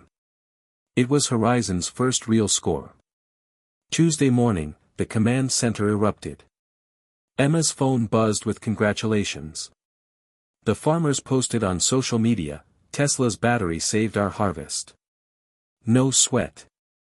Horizon had saved potential economic loss, not lives, but every prediction knit the vision tighter. Their energy execs circled, including the skeptical VP. She approached Emma in the corridor. "That was brilliant. We might have something." Emma nodded. "Let's show the world." Pilots were expanded. Horizon betas were activated in priority sites, all high-risk zones, wildfire regions, monsoon corridors, conflict-prone areas. The system pulled real-time feeds, pushed alerts to tech crews, preloaded units adjacent to hotspots, rerouted energy across nodes, anticipating chaos. Project Horizon became a quiet revolution. The team expanded: AI engineers, climatologists, grid specialists, security analysts. But Emma fought to preserve the scrappy core team culture. She instituted monthly Origin huddles, where she and the originals met by video to stay grounded. No slides, no execs, no calls, just stories of lives made better, of lights kept on, of impact. Meanwhile, Voltixa and Helix Grid started pivoting into predictive models too. But Horizon held a data-first advantage. Years of field data across environments. Tesla had genuine edge. Pride surged across internal roadmaps as Project Horizon was quietly tagged Tesla's most important pivot at an understated December tech symposium. At the year's end, Emma climbed the roof of the Fremont hub, looking at the Hanson clock tower's shadow against the sky. She thought about all the journeys, Detroit memories, Tesla breakthroughs, betrayals, pilots, storms, war zones, the hurricanes and floods, Ukraine nights. She thought of the boy in Gunna reading by electric light. The little girl in Louisiana. The medic in Kiev. The whiskey-rippled smiles of her team. And now Horizon. She whispered to the night sky, "This is for them." Ahead, a new map emerged in her mind, digital maps of stress zones, grids humming with AI, teams positioned like guardians, ready to act before catastrophe strikes. The lights didn't care who flips the switch. Only that someone does, before darkness arrives. The chapter closed on that rooftop, Emma's silhouette framed by city lights and an incoming storm front. Horizon was her mission now. The future of energy wouldn't just be powered. It would be predicted. It started with a subtle blip on Horizon's global dashboard, a yellow pulse in southern India. At first, it looked routine. A surge in heat, typical of the approaching summer, combined with slightly elevated consumption from a regional textile district. Horizon flagged it as moderate stress, and the grid tech unit rerouted power preemptively, easing the load. No harm, no foul. But 20 minutes later, the yellow turned red. Voltage dropped suddenly. Then came a data blackout. The unit wasn't offline. It was being jammed. Emma stood frozen, her eyes locked on the pulsing red dot on the Horizon map. The system hadn't crashed. It had been deliberately blinded. She and Carlos jumped into diagnostics, overriding the proxy channel to regain contact. When they finally broke through, what they saw chilled them: an unauthorized firmware injection attempt. A brute force, high-frequency attack that tried to write new command sequences directly to the core processor. It failed, but barely. Yuki, examining the logs, turned pale. It wasn't just code. It knew the architecture. This wasn't random. Emma nodded grimly. This was someone who's seen the inside. She called Ezra. Minutes later, Tesla's top cybersecurity team launched into full triage. A global security lockdown was activated. For 72 hours, Horizon's predictive systems operated in isolation from the cloud, local-only mode. The attack stopped. But the silence felt louder than the breach. By Wednesday, Ezra delivered the full postmortem. "It came from within the Indian grid," he said. "But we traced the routing nodes, China, South Africa, the Balkans. Bounced a dozen times. But the origin pattern, the command signature." Emma finished the sentence. "Helix grid." He nodded. "We can't prove it publicly. But this wasn't just corporate espionage. They were trying to take control. Control. Not crash." That distinction mattered. It meant they weren't just attacking. They were rehearsing. Word came from Tesla Legal, no retaliation. Not yet. The lawyers wanted proof, and Elon didn't want a tech war spilling into media just yet. Emma understood, but the rage boiled in her throat. It was no longer about competition. It was about control of global stability. The gloves were off. She convened the Project Horizon team in the war room. "We've just seen the future," she said. "And it's not just unpredictable storms or failing grids. It's human. It's sabotage. Horizon's not just predicting outages anymore. It has to defend against them."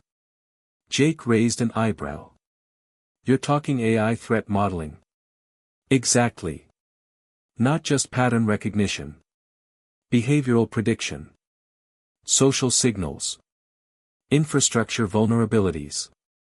And we partner, governments, NGOs, global cyber watchdogs. Horizon becomes a sentinel."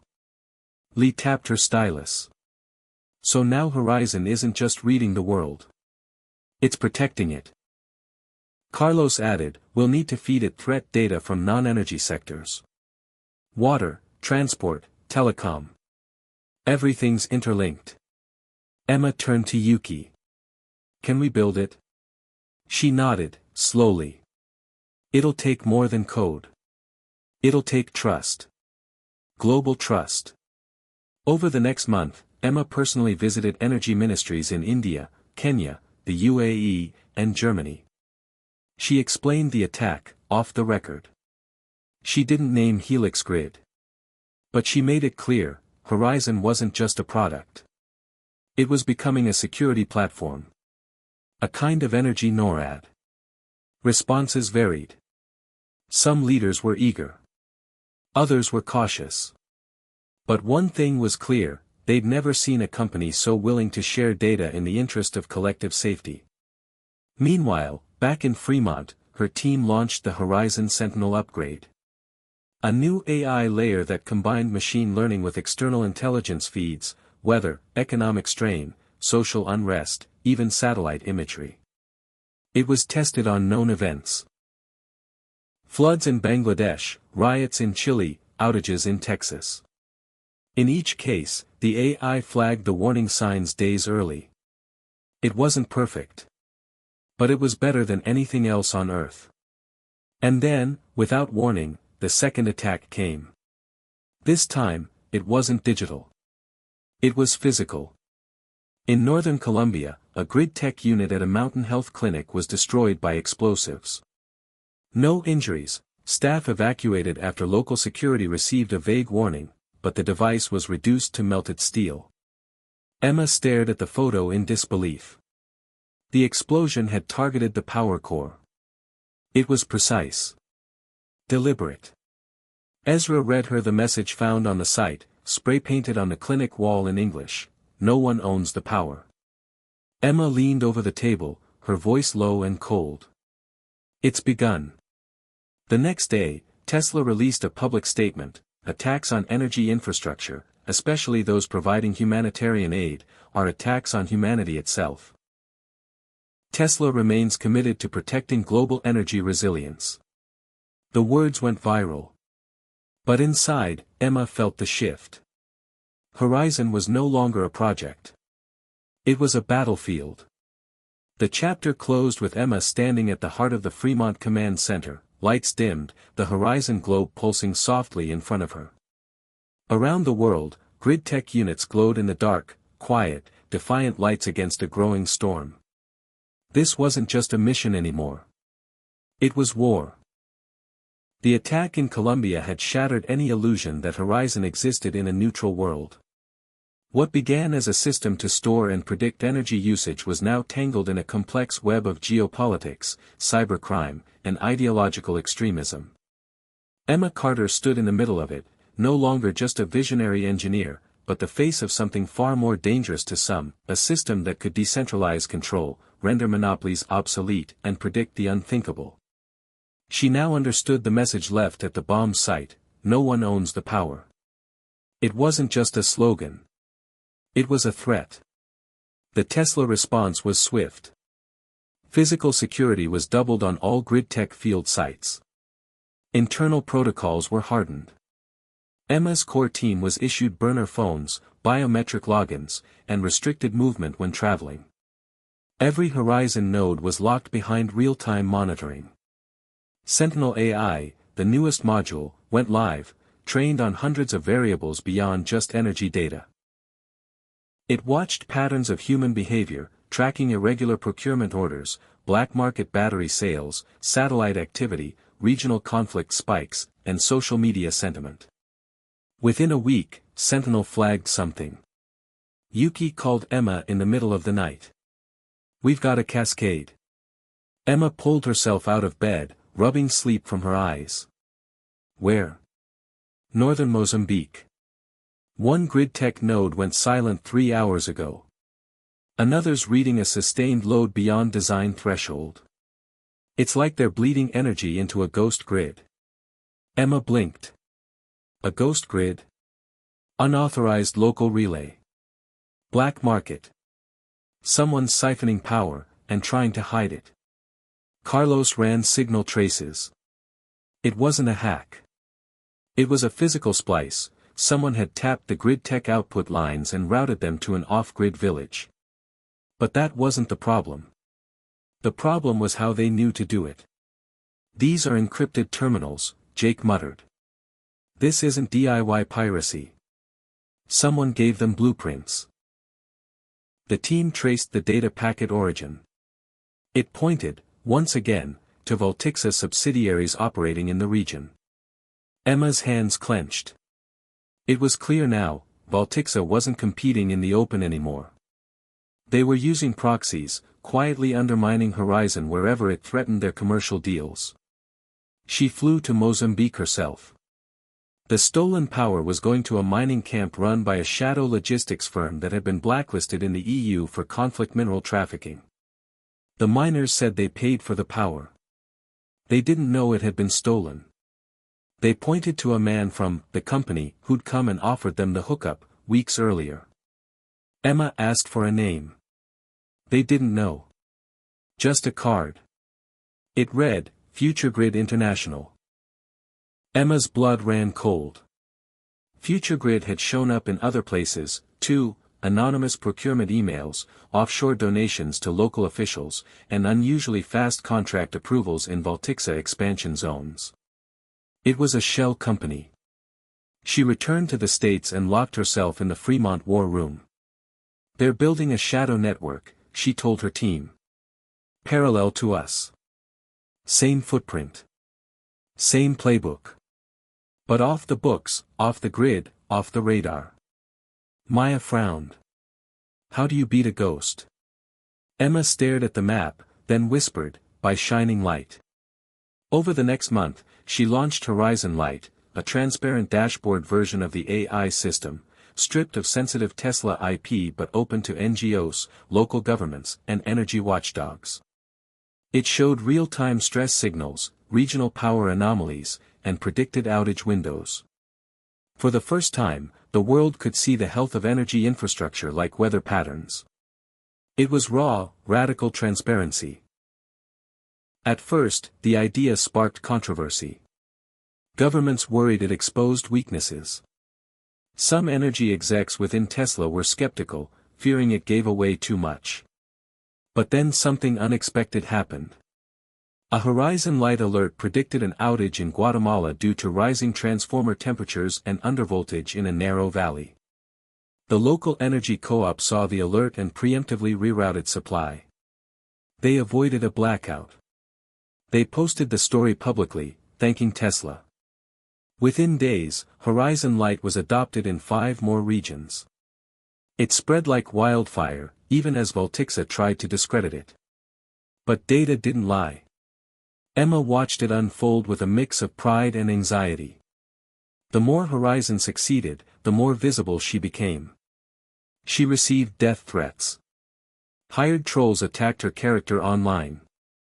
A forged news story circulated claiming she had falsified safety results on early grid tech models.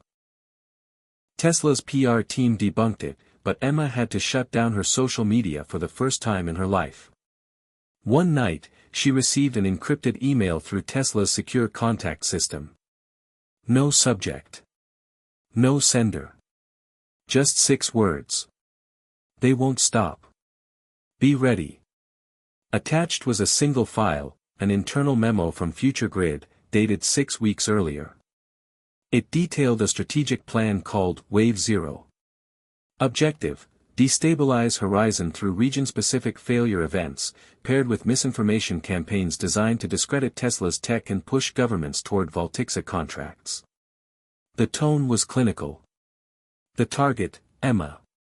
She showed the file to Elon and Tesla Legal. They debated taking it public. Elon simply said, "If we go to war, we don't announce it. We win it." Emma looked out the window at the evening skyline. "Then we need to move faster than we ever have." She pulled her team together and dropped the gloves. "We're going on offense," she said. "Not with lawyers. Not with PR. With impact." She launched Operation Halo, a new pilot program using Horizon Sentinel to identify 5 of the world's most fragile energy regions and pre-deploy grid tech units before the next outage. 1 in Congo. 1 in rural Pakistan. 1 in the Philippines. 1 in Ukraine again. And 1 in Louisiana, because home still mattered. These weren't partnerships. They were lifelines. Tesla covered the costs. No contracts. No speeches. Just results. And when the next cyclone hit the Philippines, the Halo unit kept the regional hospital online. When violence flared in Congo, the Halo unit powered communication towers for first responders. When fires ripped through northern Louisiana, the Halo unit preserved a small town's water pumps and kept elderly residents from dying of heatstroke. The world watched. Emma didn't give interviews. She didn't sit for documentaries. She just kept building. The chapter closed with her walking alone down the grid tech floor at Fremont late one night, passing unit after unit humming with quiet power, glowing green lights blinking in steady rhythm. She paused at one crate, touched the corner, and whispered to herself. "You can't own the power. But you can protect it." She turned off the lights and walked out, the future trailing quietly behind her, alive and burning. The air in Fremont was heavy, a charged stillness Emma hadn't felt since the early days of grid tech, before everything became political, weaponized, surveilled. But now, in this moment, a fragile calm hung over the headquarters. Outside, Horizon Light had gone global, 69 countries and counting. Tesla's energy model wasn't just a product or a philosophy. It was becoming a public utility without borders. And that kind of change, Emma knew, always drew fire. It came one cold morning in the form of a blackout, not physical, but digital. Horizon Sentinel went silent. No alerts. No pings. No predictive markers. The screen that normally pulsed with color had gone entirely gray. Emma stood in front of it, every nerve screaming. "Shut it down manually," she ordered. "Yuki, pull local logs. Jake, disconnect from TeslaNet. We're running dark until we isolate the issue." Within minutes, the team confirmed it wasn't a system failure. It was an AI lockout. Sentinel had entered secure autonomous mode, a failsafe that only activated under one condition: detection of a coordinated, intelligent cyber intrusion aimed at manipulating predictive outputs. Someone wasn't just trying to access Horizon. They were trying to poison it. Data poisoning. Carlos ran the logs. They inserted thousands of synthetic anomalies into the training sets. Subtle at first. Then sudden. Designed to shift predictions, not trigger alarms. Our AI started learning patterns that weren't real. Emma's jaw tightened. They weren't trying to crash Horizon. They were trying to make it unreliable. Jake said what everyone was thinking: if we hadn't caught it, Horizon could have told us to send power where it wasn't needed, or not send it where it was. People could have died.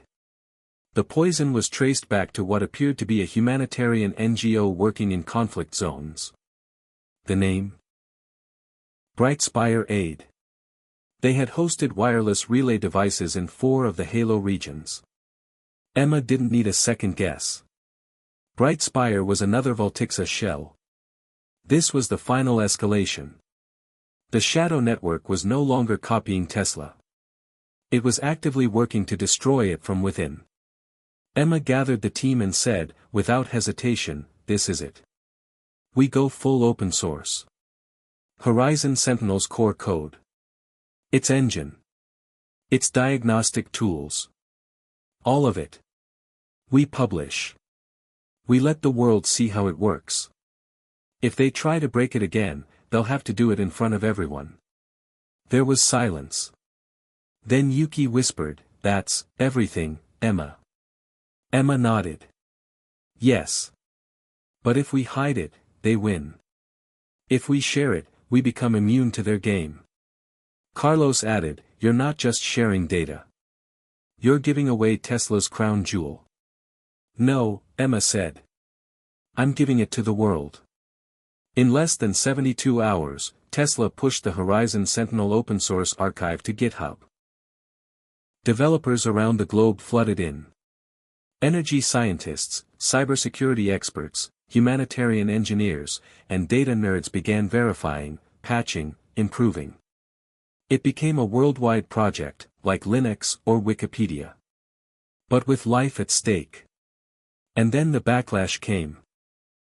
News broke that Voltixa's CEO was under investigation for securities fraud.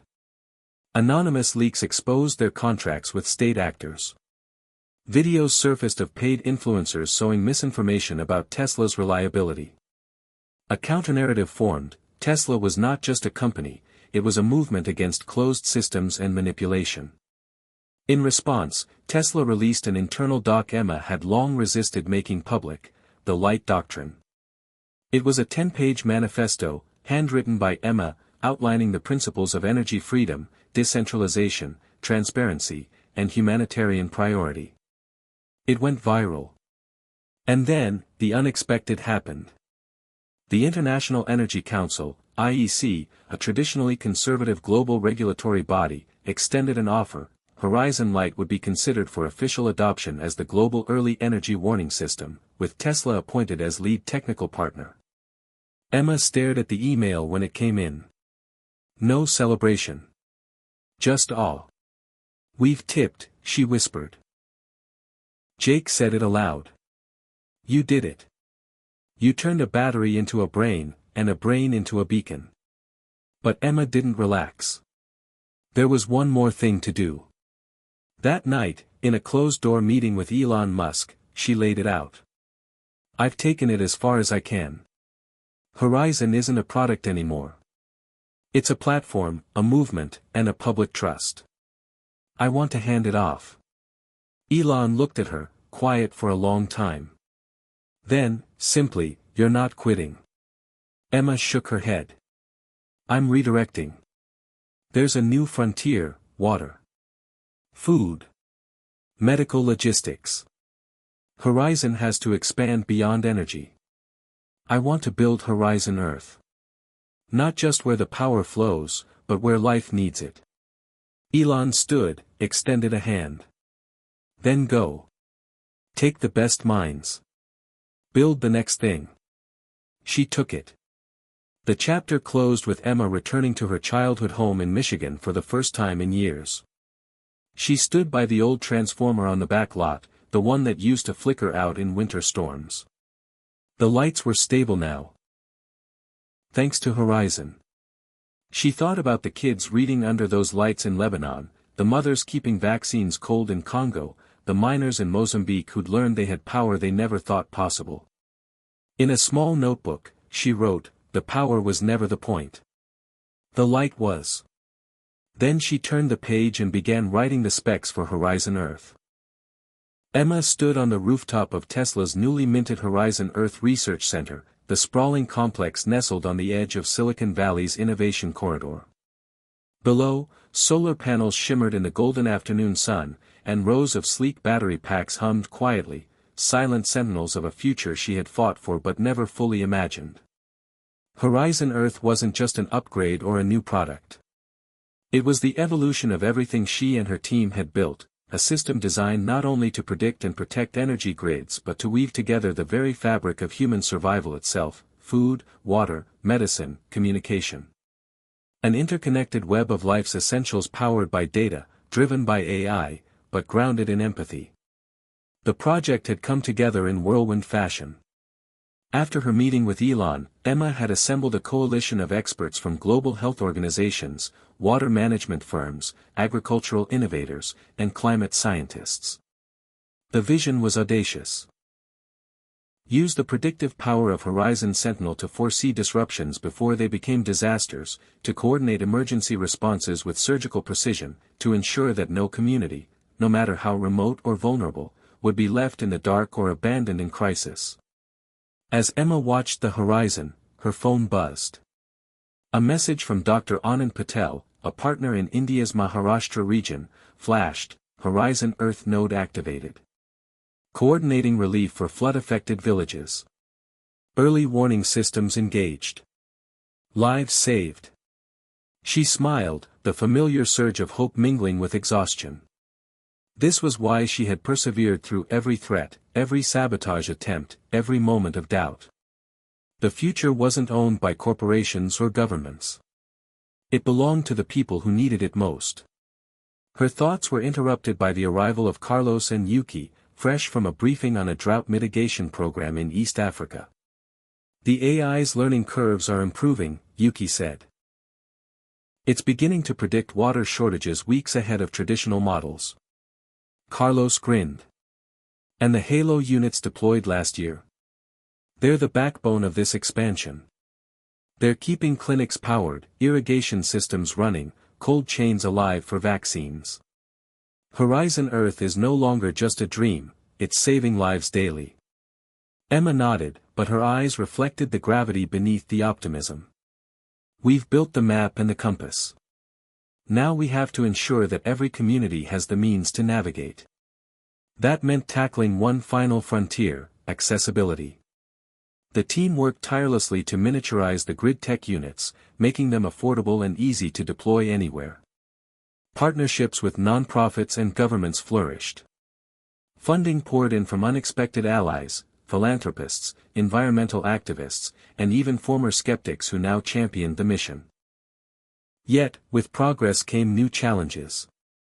Some regions resisted transparency, fearing exposure or loss of control. Others grappled with digital infrastructure gaps. Emma met resistance not with frustration but with patience, believing firmly in dialogue and education. After all, this was not just a technological revolution, it was a cultural one.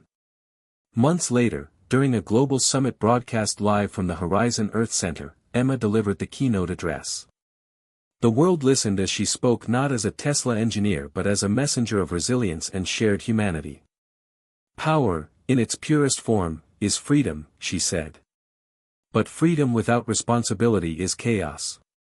Horizon Earth stands for both, the power to predict, to prepare, and to protect. It is a promise that no one, no matter their zip code, their income, or their circumstance, will face the darkness alone." She paused, scanning the sea of faces in the auditorium and beyond, streaming worldwide. "We live in a time of unprecedented challenges," climate change, political unrest, pandemics. But we also live in a time of unprecedented potential. Technology, when wielded with heart and purpose, can be the light that guides us through the storm. Her closing words lingered in the air, a beacon, because in the end, life is not about batteries or grids. It's about connection, survival, and hope. Horizon Earth is our next beginning. As applause thundered around her, Emma felt a profound calm settle inside. The journey had been long and treacherous, marked by betrayals, sacrifices, and moments that tested every fiber of her resolve. But this was the moment she had envisioned as a child watching flickering lights in the Midwest. The moment when technology and humanity would finally converge to build a future where power wasn't just a commodity, it was a right.